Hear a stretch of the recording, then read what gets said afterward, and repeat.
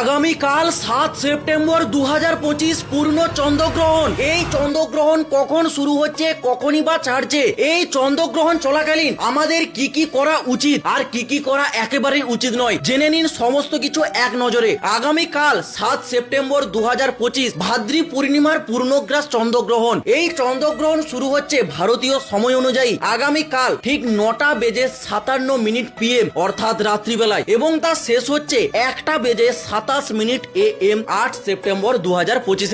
এই চন্দ্রগ্রহণ চলাকালীন কি কি কাজ আমাদের একেবারে করা চলবে না? খাবার খাওয়া, খাবার রান্না করা, শরীরের কোনো অংশে তেল মালিশ করা, পানীয় জল গ্রহণ করা, ঘুমানো, মনের মধ্যে কাম বাসনা নিয়ে আসা, এই সমস্ত কাজ একেবারে করা চলবে না। আর ভুলেও চন্দ্রগ্রহণ চলাকালীন কেউ চন্দ্রমার দিকে তাকাতে যাবেন না। বিশেষ করে যারা গর্ভবতী মহিলা, আগামীকাল চন্দ্রগ্রহণ চলাকালীন তাদের বাড়ির বাইরে না বেরোনোই উচিত। এই চন্দ্রগ্রহণ চলাকালীন আমাদের কি কি করা দরকার? নাম জপ করুন, পারলে সংকীর্তন করুন, যদি তা সম্ভব না হয় মোবাইল বা টেপ রেকর্ডারে সংকীর্তন চালিয়ে তা কানে শ্রবণ করুন। এই তথ্যটা বেশি বেশি করে শেয়ার করুন যাতে সকলের কাছে পৌঁছে যায়। হরে কৃষ্ণা।